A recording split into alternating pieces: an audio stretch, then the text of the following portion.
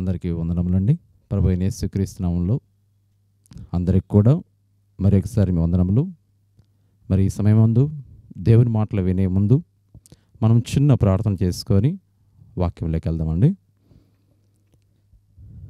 మహాపరుషుడైన మా గొప్ప తండ్రి, మీ పదముల స్తుతులు స్తోత్రములైనా గడిచిన కాలమంతా కూడా మమ్మల్ని ప్రేమించి కాచి కాపాడి ఈ సమయముందు నా దేవ మమ్మల్ని ఇదిగో తండ్రి మీ గొప్ప మాటలు అల్పుడు ఆజ్ఞైనటువంటి నాకు చెప్పడానికి ఇచ్చినటువంటి ఈ గొప్పతనతను బట్టి మీకే స్తుతులు స్తోత్రములైనా చెప్పబోచ్చినటువంటి మీ మాటలను నేను మంచిగా మీ బిడ్డలకు తెలియజేపటకు నాకు మంచి జ్ఞానమును తెలివితేటలను దయచేసి బ్రతిమాలు కొంచున్నాము తండ్రి.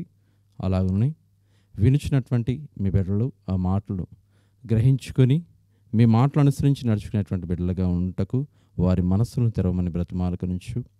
ఈ సమయం ముందున్నటువంటి ఈ సమయం అంతా మీ ఆధీనంలో ఉంచుకొని మీకు మహిమరంగా ఇదిగో తండ్రి ఈ వాక్యాన్ని ఫలింపజేయం బ్రతిమాలకొనొచ్చు.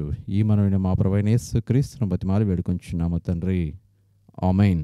మరి ప్రేమ దేవుని బిడ్డలారా, ఈ దినం మనము ధ్యానించుకునేటువంటి అంశం, మన జీవిత విధానం మన దేవునికి సంతోషపరుస్తుందా? మన జీవిత విధానం మన దేవునికి సంతోషకరంగా ఉందా అనేటువంటి అంశం గురించి ధ్యానించుకుందాం ప్రేమ దేవుని బిడ్డలారా. మరి మనం చూడగలిగినట్లయితే యోహాను ఇక్కడ మన మూడో పత్రిక, యోహాను గారు రాసిన మూడో పత్రిక 1వ అధ్యాయం, ఉండేది 1వ అధ్యాయము 4వ వచనంలో మనం గమనించినట్లయితే, నా పిల్లలు సత్యం అనుసరించి నడుచుకొనిచున్నారని వినుట కంటే నాకు ఎక్కువైన సంతోషము లేదు. ఇక్కడ యోహాను గారు గాయికి రాస్తూ చెప్తున్నటువంటి మాటలు.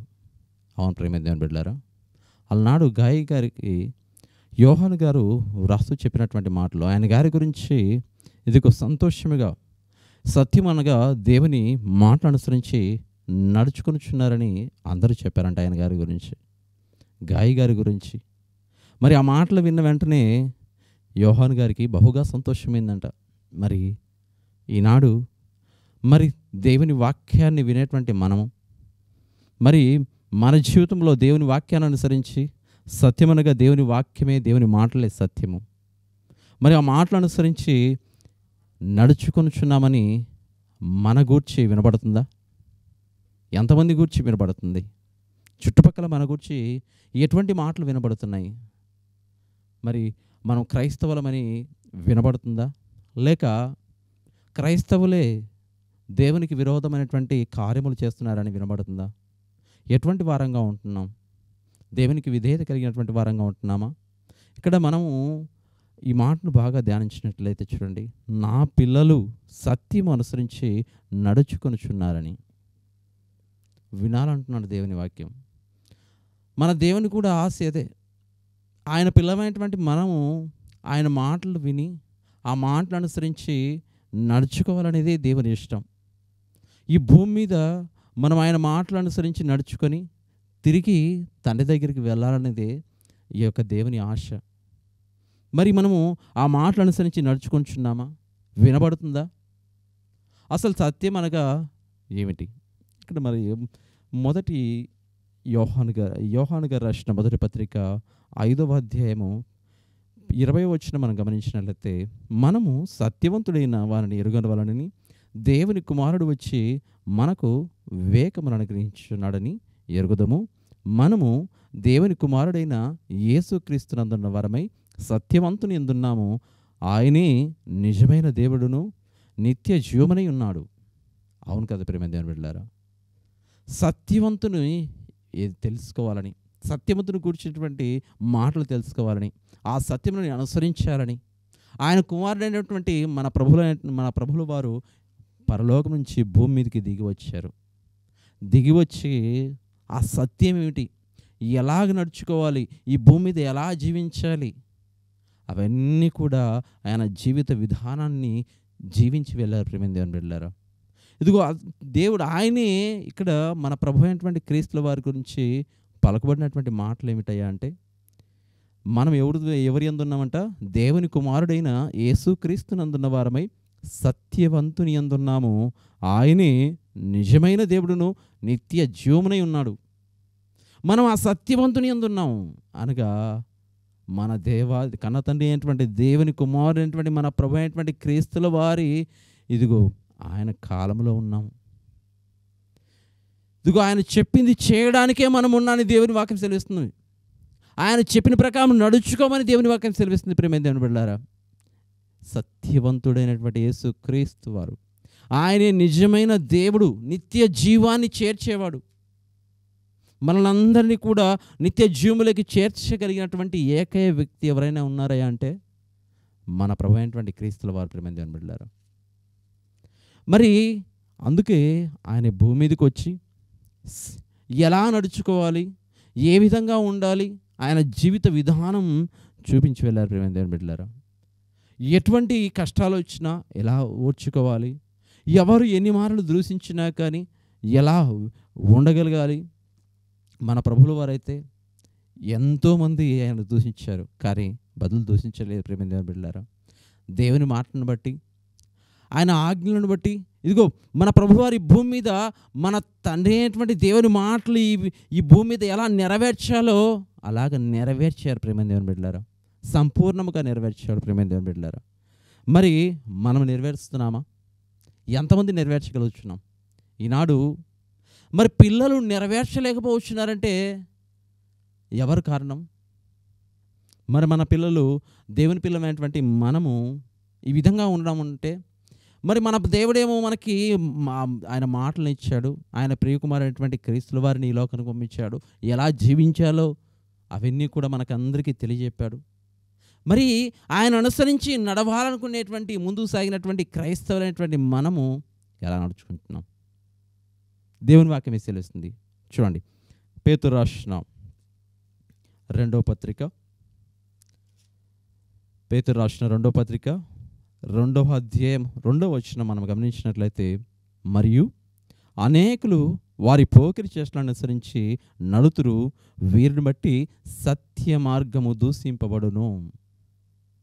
మన ప్రభువు వారు చూపినటువంటి ఈ మార్గము, సత్య మార్గమైనటువంటి ఈ మార్గము దూషింపబడుతుందంట. ఎవరిని బట్టి? అనేకులు వారి పోకిరి చేష్టలను అనుసరించి నడుచుకుంటున్నారు. ఈనాడు క్రైస్తవులు అనేటువంటి వారే అనేక మంది, ఎంతోమంది క్రైస్తవులను చెప్పుకుంటూ త్రాగుడుపోతాను మానుకుంటున్నారా, లేదా వ్యభిచారం మానుకోలేకపోతున్నారా, లేదా జూదం మానుకోలేకపోతున్నారా, చెడు వ్యసనాలు మానుకోలేకపోతున్నారా, చెడు తిరుగుళ్ళు మానుకోలేకపోతున్నారా? మరి ఇలాంటి వారందరిని బట్టి దేవుని నామము దూషించబడుతుంది. ప్రియమైన దేవుని బిడ్డలారా, ఎందువలనయ్యా అంటే వారి తల్లిదండ్రులు ఆ విధంగా నడిచారు కాబట్టి. ఇప్పుడు పిల్లలు ఆ విధంగా ఎందుకు నడుస్తున్నారయ్యా అంటే వారి తల్లిదండ్రులు ఆ విధంగా నడిచారు కాబట్టి. తండ్రి ఏమి చేయుట కుమారుడు చూచునో అదియే కానీ తనంతట తాను ఏమి చేయనేరుడు. ప్రియమైన దేవుని బిడ్డలారా, తల్లి ఎటిదో బిడ్డయో అటిదే అని అందరూ అంటారంట. తల్లి తండ్రిని బిడ్డలు ఎంతగానో చూస్తూ పెరుగుతుంటారు. ప్రియమైన దేవుని బిడ్డలారా, ప్రతి సంవత్సరం ఎదిగే కొలది వారు ఇంకా ఎక్కువగా వారు గమనిస్తూ ఉంటారు.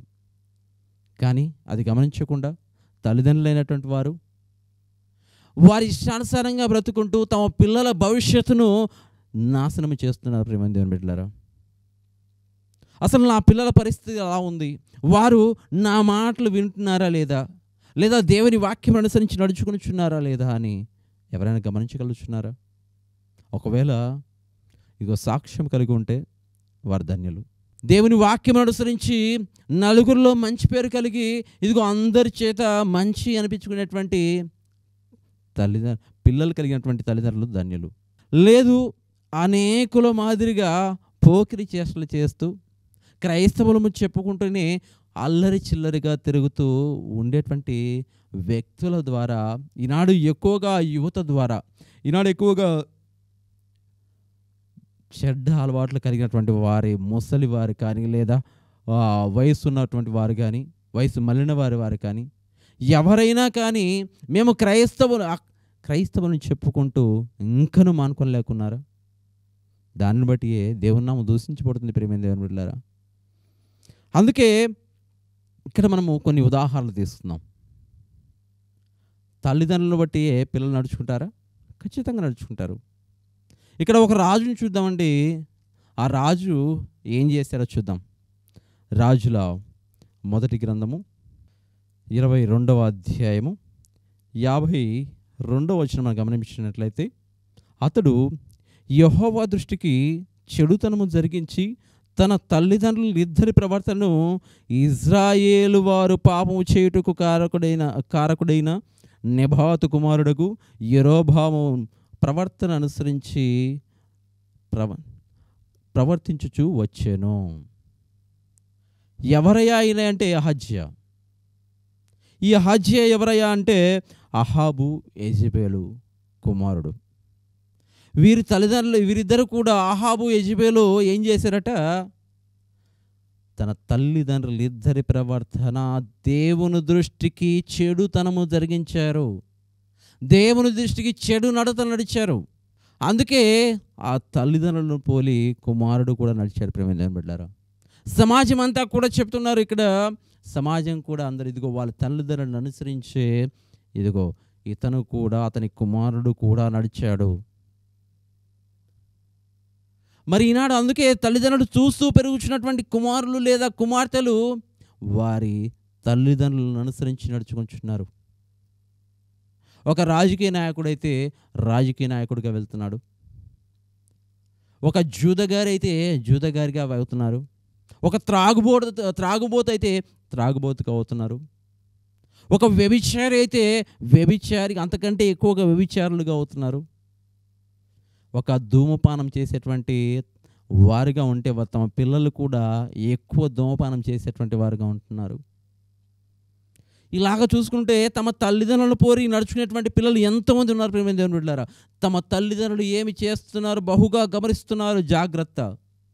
ఇక్కడ ఉదాహరణ ఇక్కడ మనం చూద్దాం. దేవుని వాక్యం తెలుస్తుంది. అతడు యెహోవా దృష్టికి చెడుతనము జరిగించి తన తల్లిదండ్రులు ఇద్దరి ప్రవర్తనను, తమ తల్లిదండ్రులు ఇద్దరు కూడా దేవుని దృష్టికి చెడు నడత నడిచారట. ఎందుకంటే దేవుని భయం లేదు వారికి. మరి ఈనాడు మనకుందా? అలనాడు వారి ఇరువురికి లేక దేవుని దృష్టికి చెడుతనం జరిగించారు, పాపము చేశారు. తన కుమారుడు కూడా పాపము చేయడానికి కారకురయ్యాడు. మరి ఈనాడు ఎంతోమంది తల్లిదండ్రులు తమ కుమారులు బాగున్నారులే అనుకుంటూ వారు పాపం చేస్తూ ఎవరు చూడట్లేదులే అనుకుంటున్నారు. ప్రేమ దేవుని బిడ్డలారా, అంతా గమనిస్తున్నారు. ప్రతి ఒక్కటి గమనిస్తున్నారని మీరు అనుకోవట్లేదు. కాబట్టి జాగ్రత్తగా ఉండాలి. తల్లిదండ్రులు చేసేటువంటి ప్రతి పని కూడా పిల్లలు గమనించి వారు అదే నేర్చుకుంటున్నారు. వారు మాట్లాడే మాటలు కానీ, వారు ప్రవర్తించే ప్రవర్తన కానీ, వారు చేసే క్రియలు కానీ ప్రతిదీ గమనిస్తూ నడుచుకుంటున్నారు. ప్రేమ దేవుని బిడ్డలారా, అందుకే ఇక్కడ ఆహాబు కూడా తమ తల్లిదండ్రులు ఇద్దరి ప్రవర్తనను అనుసరించిన దేవునికి విరోధమైనటువంటి పాపం చేశాడు. ప్రేమ దేవుని బిడ్డలారా, ఒకసారి వారి తల్లిదండ్రులు అయినటువంటి ఏం చేశారో చూద్దాం. ఇక్కడ రాజుల మొదటి గ్రంథము 21వ అధ్యాయము 25వ వచనం మనం గమనించినట్లయితే, తన భార్య అయిన యెజెబెలు ప్రేరణ చేత యెహోవా దృష్టికి కీడు చేయ తన్ను తాను అమ్ముకుని ఆహాబు వంటి వాడు ఎవ్వడునూ లేడు. ఇక్కడ ఆహాబు యెజెబెలు ఏం చేసిందో మన అందరికీ తెలుసు. ప్రేమ దేవుని బిడ్డలారా, నాబోతును చంపించి అతని ద్రాక్ష తోటను ఆక్రమించుకోవాలని చూశారు. భార్య మాట విని ఏం చేశారట, భార్య ప్రేరణ చేత, ఆమె ప్రేరేపణ చేత దేవుని దృష్టికి చెడుతనం జరిగించాడట. ఈనాడు ఈ దినాలలో చూడండి, భర్త మంచివాడైతే ఒకవేళ భార్య చెడ్డదైనా కానీ ఆ ప్రేరణ చేత మళ్ళీ పాపంలో పడుచున్నారు. ఒకవేళ భార్య మంచిదై భర్త చెడ్డవాడైతే ఆ ప్రేరణ చేత ఆ పాపంలో పడిపోతున్నారు. ఇదిగో ఇక్కడ యెజెబెలు ప్రేరణ చేత ఆహాబు గారు ఏం చేశారట, పాపం చేశారట. మరి ఈనాడు ఉన్నారు అటువంటి వారు సమాజంలో. భర్త చెప్పాడని తప్పు చేయడం, భార్య ప్రేరణ చేత తప్పు చేసించేవారు. ఇలాగే ఇద్దరు తప్పులు చేసే ద్వారా తమ పిల్లల మీద ఆ ప్రభావం పడుతుందని, వారు కూడా తప్పు చేస్తారని తెలియట్లేదు. ప్రేమ దేవుని బిడ్డలారా, మీరు ఆలోచిస్తున్నారా? ఆలోచించండి ప్రేమ దేవుని బిడ్డలారా. ఇక ఇక్కడ ఆహాబు యెజెబెలు ఇద్దరు తప్పు చేయడం ద్వారా తన కుమారుడు కూడా అదే దారిలో నడిచాడు. మరి ఒకసారి మీ హృదయ పరిశీలన చేసుకోండి. నేను ఎలా నడుచుకుంటున్నాను? దేవుని వాక్యమును అనుసరించి ఆ సత్య మార్గమును నడుచుకోగలుగుతున్నానా? నా జీవితంలోని ఆ దేవుని సంతోషపరచగలుగుతున్నానా? లేక దేవునికి విరోధమైనటువంటి పాపము చేయొచ్చు, నేను పాపం చేస్తూ నా తరం వారు, నా బిడ్డలు కూడా పాపము చేయుటకు కారకుడవుతున్నానా అని ఆలోచిస్తున్నారా? ఈనాడు అది ఆలోచించట్లేదు. కాబట్టి ఎంతోమంది తమ జీవితాలను సుఖాలకు అలవాటు చేసుకొని దేవుని వాక్యమునకు లోబడక జీవిస్తున్నారు. ప్రేమ దేవుని బిడ్డలారా, మరి ఎంతమంది అలాగున్నారో హృదయ పరిశీలన చేసుకోవాలి. ఈనాడు చూస్తున్న ప్రేమ దేవుని బిడ్డలారా, మరి మన జీవితాలను సరిచేసేవాడు దేవుని వాక్యం. ఆ దేవుని వాక్యాన్ని జాగ్రత్తగా గమనిస్తే మన జీవితాలను సరి చేసుకోవచ్చు, ఆయన సత్య మార్గంలో నడుచుకునవచ్చు. ఎన్నో ఉదాహరణలు ఈ బైబిల్ గ్రంథం అంతా వ్రాయించాడు ప్రేమ దేవుని బిడ్డలారా. కాబట్టి ఈ మాటలు జాగ్రత్తగా గమనించాల్సిందిగా ప్రభు పేట మిమ్మల్ని అందరినీ మనం చేర్చున్నాను. మరి ఒకరిని చూద్దాం. రాజుల రెండవ గ్రంథం 22వ అధ్యాయము 1-2 వచనాలు మనం గమనించినట్లయితే, యోషియా ఏలన ఆరంభించినప్పుడు 8 ఏండ్ల వాడై యెరూషలేమునందు 31 సంవత్సరములు ఏలను. అతని తల్లి బస్కత్ ఊరివాదు అదహయాకు కుమార్తె అయిన యొదీద. అతడు యెహోవా దృష్టికి యథార్థముగా నడుచుచు కుడి ఎడమలకు తిరగ తన పితరుడగు దావీదు చూపిన ప్రవర్తనకు సరిగా ప్రవర్తించెను. ఇక్కడ అహాబు యూదారాజే, ఇక్కడ యోషియా కూడా యూదారాజే. మరి దావీదుకు సరిగా నడిచినటువంటి దావీదు ఏ విధంగా అయితే దేవుని దృష్టికి మంచిగా ప్రవర్తించాడో, దేవుని దృష్టికి అనుకూలమైనటువంటి రీతిగా నడుచుకున్నాడో, దేవునికి ఇష్టమైనటువంటి త్రోవలు నడిచాడో, ఆ విధంగా ఎవరు నడిచారంట? యోషియా. 8 ఏండ్లకే రాజు అయ్యాడంట. 8 ఏండ్లకే రాజయ్యి రాజ్యాన్ని పరిపాలిస్తూ ఎటువంటి తప్పు చేయకుండా బ్రతికాడట. కుడి ఎడమల కనగా ఏ తప్పు చేయకుండా దేవునికి దృష్టికి యథార్థంగా నడుచుకున్నాడట. అలాగే పెంచింది ఎవరు? తల్లి యొదీద పేరు వ్రాయబడింది ఇక్కడ. అతని తండ్రి చనిపోతే ఇదిగో యోషియా తల్లి పెంచింది. ఆ తల్లి దేవుని పట్ల భయభక్తులు గలదిగా ఇక్కడ వ్రాయబడలేదు, కానీ ఆమె దేవుని పట్ల భయభక్తులు గలది కాబట్టే యోషియాను ఆ విధంగా పెంచగలిగింది. మరి ఈనాడు తల్లిదండ్రులైనటువంటి వారు దేవుని పట్ల భయభక్తులు కలిగి ఉంటున్నారా? ఇక్కడ మనం గమనించినట్లయితే ఇక్కడ ఎవరికి సమానంగా ప్రవర్తించాడంటే దావీదు చూపిన ప్రవర్తనకు సరిగా ప్రవర్తించాడట. దావీదు గారు ఏం చేశాడు? దావీదు గారు దేవుని దృష్టికి ఎలాగ నడుచుకున్నాడు? సరే చూద్దామా. అపోస్తల కార్యములు 13వ అధ్యాయము 22వ వచనం. తరువాత అతనిని తొలగించి దావీదును వారికి రాజుగా ఏర్పరచడం, మరియు ఆయన, నేను యెస్సై కుమారుడైన దావీదును కనుగొంటిని, అతడు నా ఇష్టానుసారుడైన మనుష్యుడు, అతడు నా ఉద్దేశములన్నీ నెరవేర్చునని చెప్పి అతనిని గూర్చి సాక్ష్యం ఇచ్చాను. అవును కదా ప్రియమైన దేవుని బిడ్డలారా, దేవుడే ఇక్కడ సాక్ష్యం ఇస్తున్నాడు. దావీదు గారి గురించి మరి నూతన నిబంధన గ్రంథంలో రాయించాడంటే ఇక్కడ ఆయన గురించి గొప్పగా వ్రాయించాడు. చూడండి, అతను ఎటువంటి వాడంట? నా ఇష్టానుసారుడైన మనసు, నా ఉద్దేశములన్నీ కూడా నెరవేర్చేటువంటి వాడు. దేవుని ఉద్దేశంలో తెలుసుకున్నావా? ఎక్కడ ఉన్నాయి అంటే దేవుని ఉద్దేశంలో ఈ బైబిల్ గ్రంథమందు ఉన్నాయి ప్రేమ దేవుని బిడ్డలారా. ఈ బైబిల్లో ఉన్నాయి. ఈ సత్యమైనటువంటి మార్గం ఇందులో ఉంది. ఈ మాటలు చదువుకుంటే, ఈ మాటలు అనుసరించి నడుచుకుంటాం ప్రేమ దేవుని బిడ్డలారా. ఇదిగో ఇక్కడ దావీదు గారి గురించి వ్రాయబడింది, ఇతను నా ఇష్టానుసారుడైన మనుష్యుడు, నా ఉద్దేశములన్నీ నెరవేర్చేవాడు. అందును బట్టే దేవుడు వరం ఇచ్చేసాడు ఎప్పుడో ముందుగానే. ఇదిగో రాజ్యము నీ కుమారులదే. అందుకే మన ప్రభువుల వారు కూడా దావీదు కుమారుడు అని పిలువబడ్డారు ప్రేమ దేవుని బిడ్డలారా. దావీదు కుమారుడైనటువంటి క్రీస్తు అని పిలువబడ్డాడు. మరి మన పేరు వినబడుతుందా? మనం చనిపోయిన తర్వాత మన తర్వాతి తరం వారికి మన పేరు వినబడుతుందా? అలా వినబడాలంటే, సత్యాన్ని అనుసరించి నడుచుకోవాలి. దేవుని ఉద్దేశములు నెరిగి దేవుని ఉద్దేశానుసారంగా నడుచుకోవాలి. ప్రేమ దేవుని బిడ్డలారా, మరి అలా నడుచుకుంటున్నామా? మనం దేవుని సంతోషపెట్టేటువంటి జీవితం మనకుందా? దేవునికి ఇష్టలుగా ఈ జీవితాన్ని జీవించగలుగుతున్నామా? ఎంతమంది జీవిస్తున్నారు?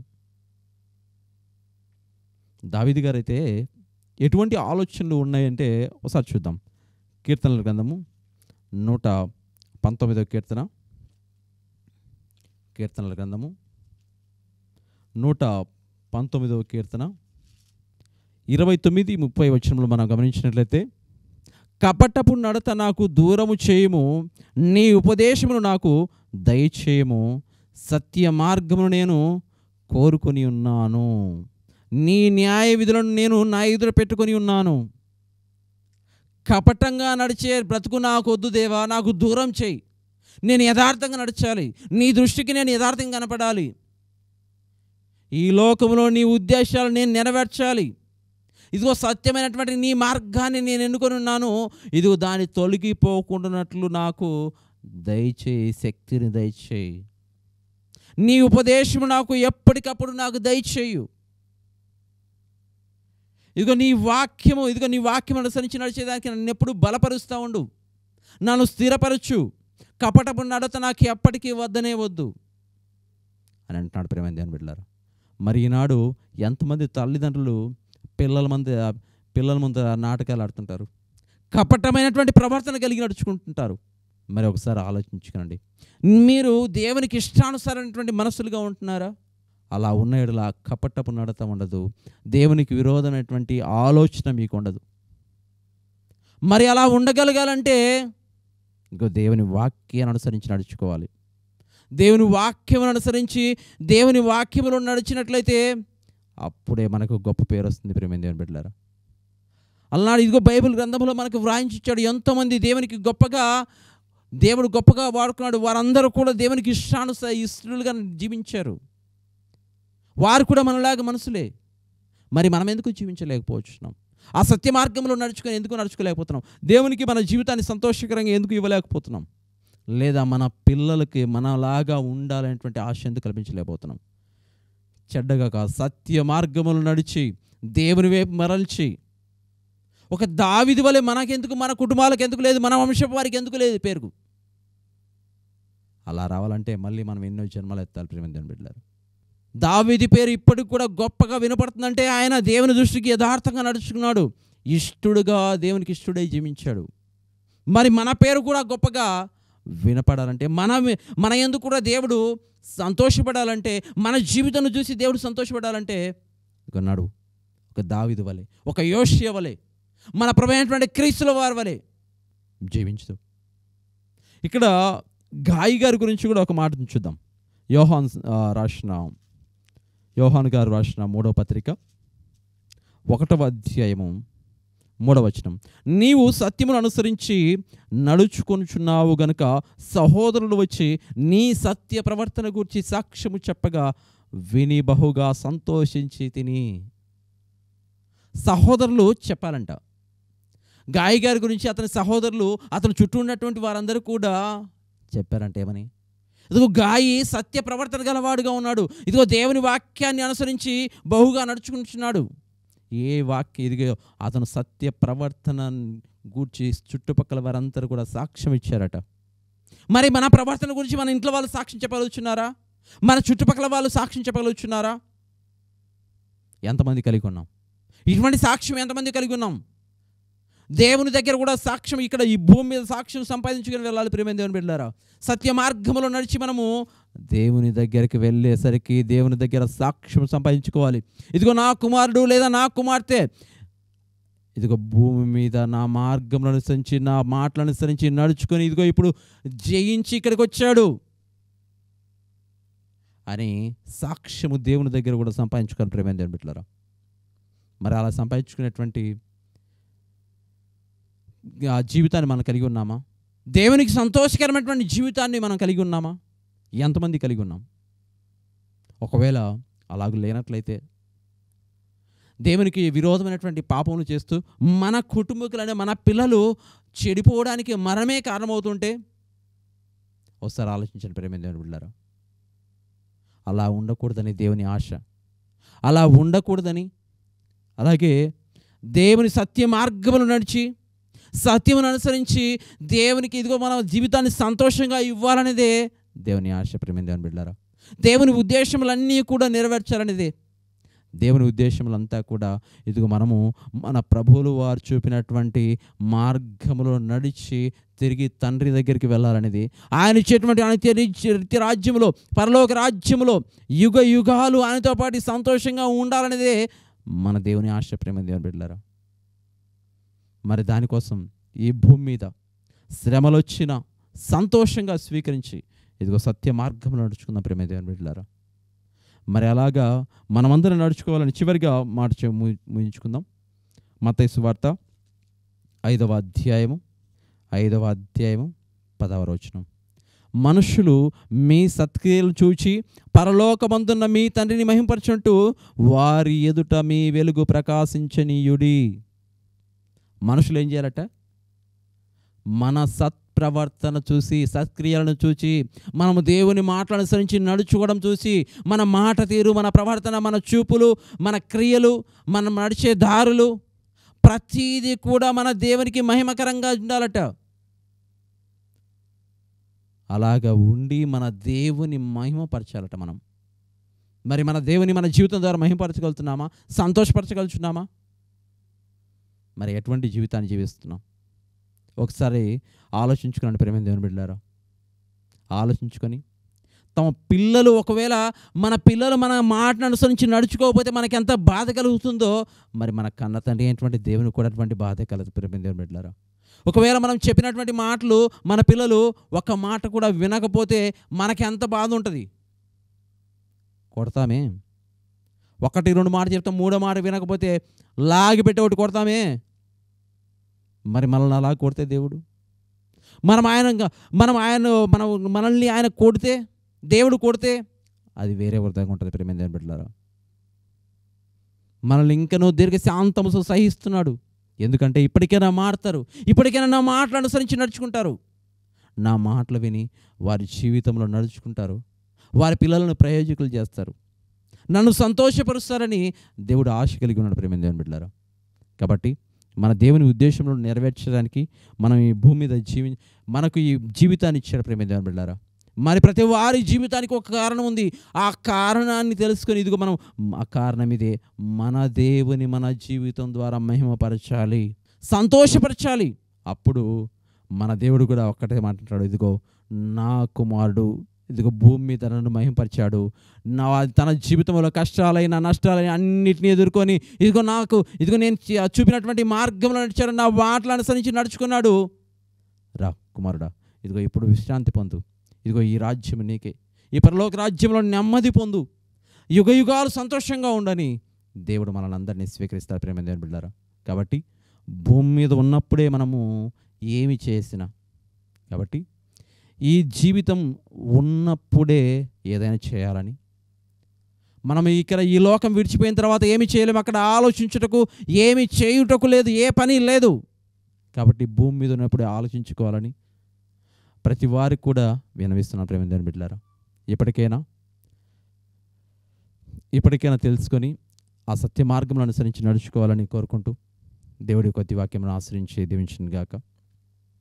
మరి ఈ గొప్ప అవకాశం దశటువంటి జీసస్ సాల్వేషన్ వారికి, అలాగే కొత్తపల్లె సంగమునకు, కానపల్లె సంగమునకు, అలాగే వింటున్నటువంటి మీ అందరికీ నా యొక్క హృదయపూర్వక ధన్యవాదాలు. ప్రభు అయిన యేసుక్రీస్తు నామములో వందములు. అందరు తలవంచినట్లయితే చేరు ప్రార్థన చేసుకుందాం. మహాపరిశుడైన మా గొప్ప తండ్రి, మీ పాదములు స్తోత్రమునైనా, ఇప్పటి వరకు మీ అమూల్యమైనటువంటి మాటల ద్వారా మా అందరితో మాట్లాడి ఉన్నందుకు మీకే స్తుతులు స్తోత్రమునైనా. అవును దేవా, మేము సత్యం అనుసరించి నడుచుకోవాలని, మీ మాటలు అనుసరించి నడుచుకొని మిమ్మల్ని సంతోషమైన జీవితాన్ని మేము చేయాలని, ఈ భూమి మీద మిమ్మల్ని మహింపరిచే వారిగా ఉండాలని మీ మాటల ద్వారా మాతో మాట్లాడిన మా గొప్ప తండ్రి మీకే స్తోత్రములు నాయన. అవును దేవా, ఆ విధంగా మా జీవితాలను మార్చండి యేసయ్యా. అవును దేవా, మా జీవితంలో మాకు శక్తి లేనటువంటి వారంగా ఉన్నామయ్యా. ఇదిగో మీ యొక్క శక్తిని దయచేసి, ఇదిగో దేవా మీ యొక్క సాక్షులుగా మేము ఈ లోకంలో తండ్రి అయినటువంటి దేవుని చిత్తాన్ని తెలుసుకొని, ఒక దావీదు వలె, ఒక ఇదిగో యోషియా వలె, ఒక గాయి వలె, అలనాడు మీ శిష్యుల వలె ఇక దేవా మిమ్మల్ని పోలి జీవించుటకు మాకు అందరికీ నీ శక్తిని సహాయం దయచేయమని బ్రతిమాలుకొంచున్నాం. వింటున్నటువంటి మీ బిడ్డలలో ఈ యొక్క వాక్యాన్ని 30 40 100 ఫలింపజేసి ఇదిగో మీ యొక్క సాక్షులుగా మీ యొక్క సత్య మార్గం అనుసరించి నడుచుకునేటువంటి బిడ్డలుగా మార్చుకొని బ్రతిమాలుకొనొచ్చు. ఈ మనని మా ప్రభువైన యేసు క్రీస్తు బ్రతిమాలు వేడుకొంచున్నాము తండ్రి.